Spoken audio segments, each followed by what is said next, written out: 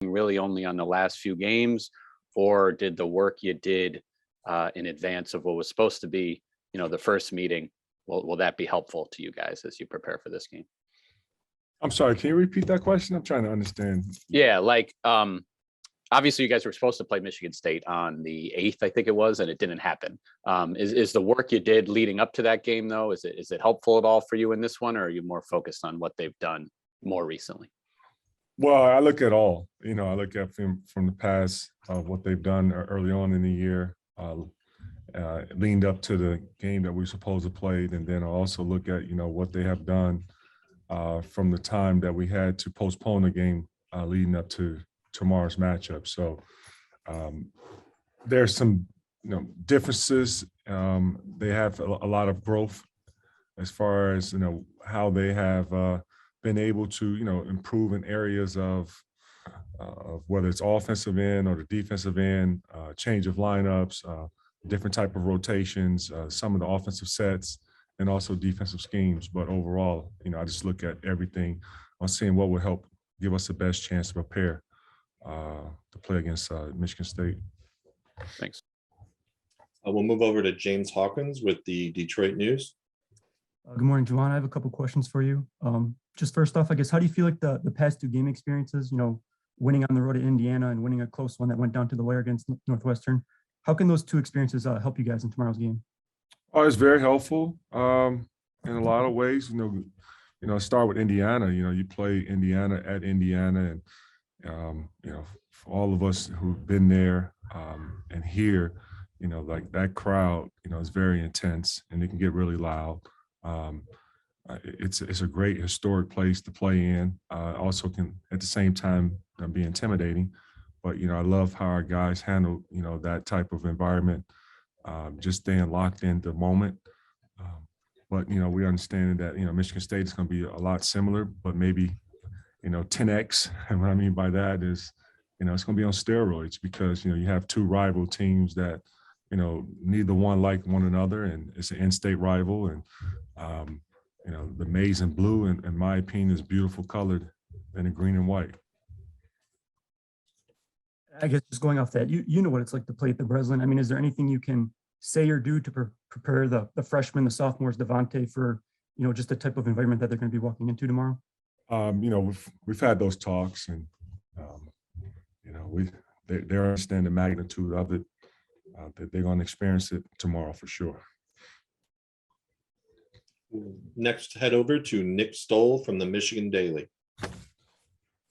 Michigan State is a team that has 8 players averaging over 6 points. Can you talk about how hard it can be to game plan defensively against a team with such a balanced offensive attack?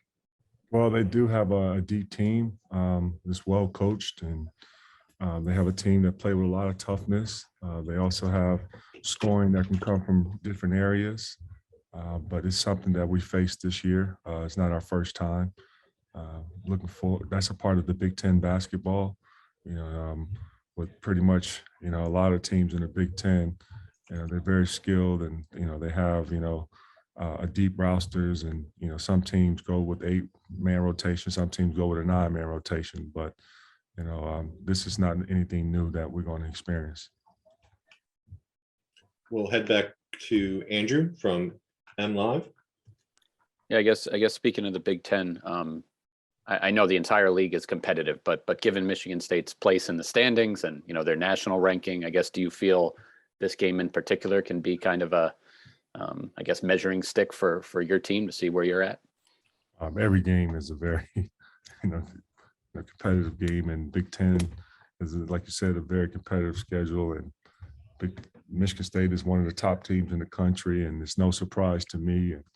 I said it before, they're a very talented group with a well-coached team, and so that's that. Sure. We'll move over to Michael Cohen at the Detroit Free Press. Hey, Juwan, anytime a team adds a transfer or a graduate transfer, there's always kind of that element of projection where the coaches are imagining what that player will be like in their system. And when it came to Devontae, what did you kind of envision from him? And with how well he's played the last few games, how close has he come to sort of embodying everything that you guys thought he could be when you recruited him? I envision a very skilled guard who can, you know, can score the basketball. Also, a guy that's capable of making plays for others. A guy that's a really good rebounder.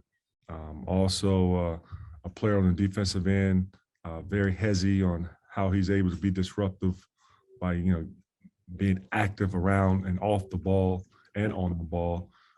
So, you know, that's the type of guy, you know, I looked at when I watched on film, and I did my homework and calling others who have coached him, and also folks that knows him.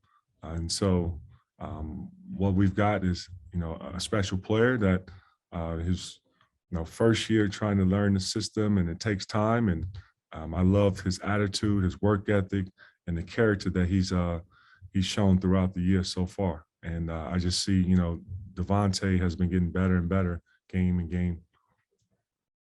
Thank you. We'll move to John Nio of the Detroit News.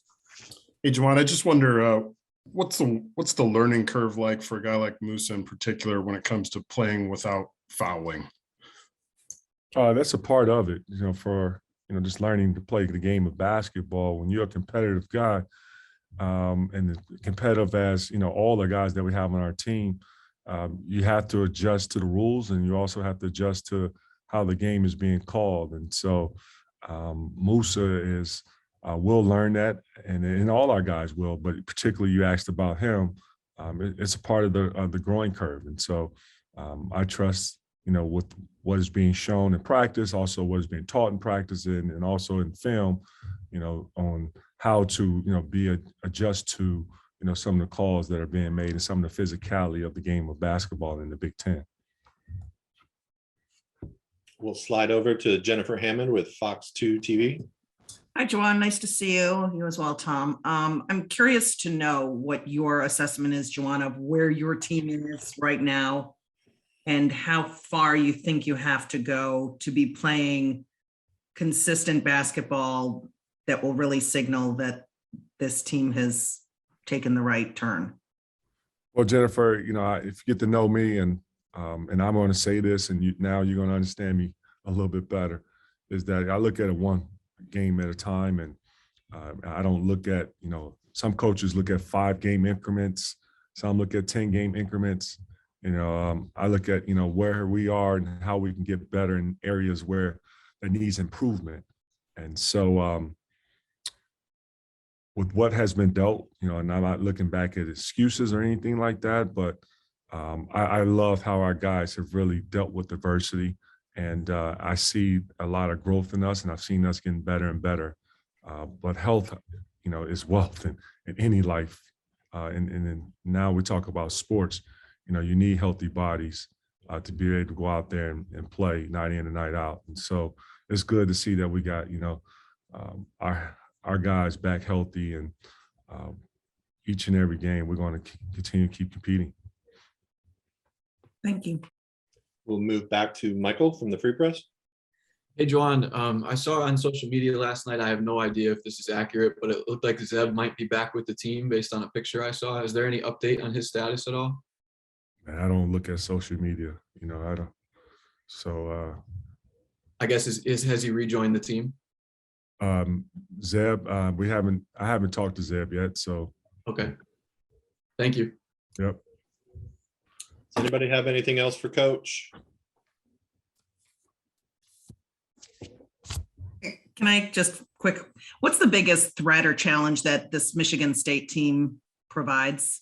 They've been obviously a little bit inconsistent and also have struggled to take care of the ball, but how do you see it getting ready to take them on?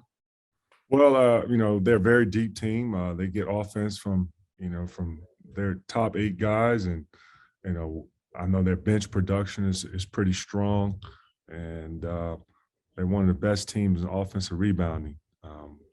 So, you know, it's going to be a very aggressive, you know, tough matchup. And then, you know, when you play a team on the road, you know, they play in front of their home crowd, and You know, as we all know, the Breslin Center is, you know, a great environment to play in. And our guys are really going to get a chance to enjoy that bright white, but we're bringing in amazing blue. So I'm excited about that.